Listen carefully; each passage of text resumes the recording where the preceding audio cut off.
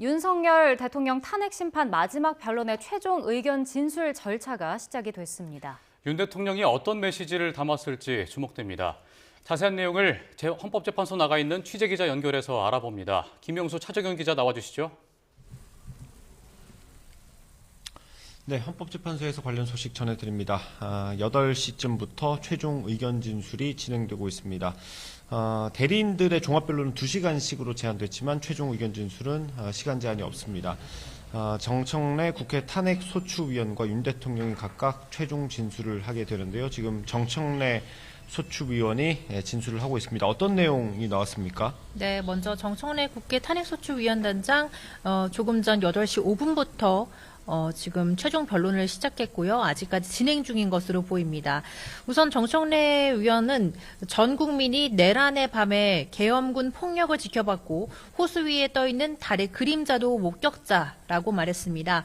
앞서 이번 탄핵 심판 과정을 보면서 실체가 없는, 즉 호수 위에 떠있는 달 그림자 같았다, 이렇게 말한 윤 대통령의 발언을 인용한 것입니다. 정청래 위원장은 또 누구도 헌법 위에 군림해선 안 된다며 윤 대통령이 총칼로 국민을 죽이려 하고 국회를 유린하려 했다고 주장했습니다. 또 비상기업 내란은 독재의 전형적인 모습이자 영구 집권하려는 음모라고 강조했습니다. 계엄 선포 과정에서도 정상적인 국무회의 심의 과정이 없었다면서 절차적 결함을 지적했는데요. 윤 대통령이 부정선거라는 망상에 사로잡혀 계엄 선포에 없던 사후 알리바이에 불과하다고 강조했습니다. 또 국민의 고개 숙여 사과해야 마땅하지만 경고성 계엄, 또 아무 일도 없었다, 이런 변명으로 국민이 더 큰 충격을 받았다고 주장했습니다. 국회 측은 윤 대통령이 파면해야 할 조건이 이미 성숙이 됐다면서 파면돼야 마땅하다고 헌재에 거듭 요청했습니다. 네, 정청래 탄핵소추위원회 최종 의견 진술이 이제 거의 막바지에 와가는 것으로 보입니다. 30분을 조금 넘긴 상황이고요. 이걸 마치면 윤석열 대통령의 최종 의견 진술이 진행됩니다. 윤 대통령은 아직까지 헌재 대신 판정에 들어가진 않고 대기실에서 대기하고 있는 걸로 보입니다. 윤 대통령은 구치소에서 직접 최종 의견 진술을 준비한 걸로 전해졌습니다. 40분 정도 분량으로 알려졌는데 어떤 내용이 담겼는지는 구체적으로 전해진 게 없습니다. 지금까지 윤 대통령이 이 탄핵 심판정에 나와서 했던 발언들을 종합해보면 계엄 선포의 정당성을 강조하고 야당의 폭거에 맞서는 호소용이었다는 점을 역설할 걸로 보입니다. 또 탄핵 내란 공작이라는 걸 언급할 가능성도 있어 보입니다. 윤 대통령이 이런 탄핵 심판에서 쟁점이 되는 것 말고도 정치적인 메시지를 또 낼 수 있지 않습니까? 네, 그렇습니다. 헌재에서의 최종 진술이지만 화면이 모두 공개가 되는 만큼 대국민 메시지나 다름이 없습니다. 이 혼란스러운 상황에 대한 사과나 지지층을 겨냥한 메시지가 있을지 관심입니다. 또 법원 폭동까지 있었던 만큼 갈등 봉합이나 통합 같은 내용이 포함됐을지도 주목됩니다. 특히 앞으로 나오게 될 헌재 판단에 대해 대통령의 입장이 담길지도 눈여겨볼 부분이고요. 사법 절차와는 별개로 향후 정치에 대해 언급할 가능성도 배제할 수 없습니다. 네. 이 최종 의견 진술 전에는 양측 대리인단이 종합변론을 펼쳤습니다. 국회 측은 우선 12.3 계엄이 헌법 질서를 파괴하고 민주공화국을 전복하는 행위라고 규정했고요. 특히 윤 대통령 측이 주장한 계몽령은 헌법 위에 군림하려는 독재라고 주장했습니다. 또 국회의원을 끌어내라는 지시 등을 부인한 건 자신의 죄를 감추고 부하들에게 뒤집어 씌우려는 거라고 지적하기도 했습니다. 모든 잘못을 야당과 전 정권에 대해 책임을 넘기는 태도로 일관하고 계엄이라는 극단적인 수단으로 자신의 정치적 반대자를 척결하고자 했다고 주장하기도 했습니다.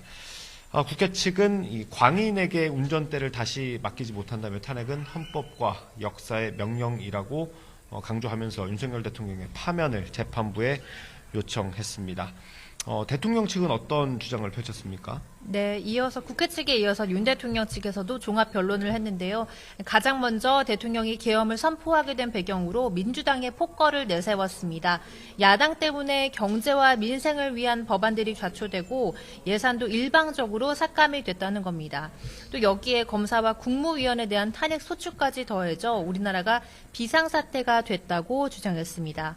또 대리인 가운데 김계리 변호사는 계엄을 통해 민주당의 패악질을 알게 됐다면서 자신은 계몽이 됐다고 주장하기도 했습니다. 주요 언론들이 계엄을 내란이라고 선동했다거나 국회가 장군들을 겁박하고 회유해 내란 범죄를 꾸몄다고 주장하기도 했습니다. 네. 이제 잠시 뒤면 윤석열 대통령의 최종 의견 진술이 진행될 것으로 보입니다. 최후 마지막 변론입니다. 오늘 마지막 변론이기 때문에 선고 날짜에 대한 관심도 높아지고 있는데요. 오늘 변론이 마무리되면 재판관들이 회의를 열어서 최종 선고가 이루어지게 됩니다. 전례에 따라 2주쯤 뒤에, 그러니까 한 3월 중순쯤 선고가 나올 거란 관측이 지배적입니다. 선고일이 언제 발표될지도 관심입니다. 전례를 보면 고 노무현 전 대통령 때는 사흘 전, 박근혜 전 대통령 때는 이틀 전에 선고 날짜가 공지됐습니다. 이게 언제 선고한다고 공지하는 게 규정이 있는 건 아니지만 전례에 비춰보면 윤석열 대통령 사건 선고 일자도 이틀 또는 사흘 전에 확정돼서 공지될 걸로 예상됩니다. 오늘 마지막 변론이라서 그런지 주변에 좀 지지자들이 많이 모였죠. 네, 그렇습니다. 늦은 저녁이지만 헌재 주변에는 현재까지 아직도 많은 지지자들이 남아서 탄핵 기각, 탄핵 무효를 주장하고 있습니다.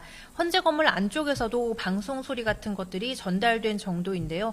경찰은 오늘 평소보다 1,000명 정도 더 많은 경력 4천여 명을 헌재 주변에 배치했습니다. 또 국민의힘 의원들도 오늘 마지막 변론을 현장에서 지켜보고 있습니다. 권성동 원내대표를 비롯해 윤상현, 나경원, 김기현, 추경호 의원 등 국민의힘 중진 의원들이 여러 명 헌재에 나와 있습니다.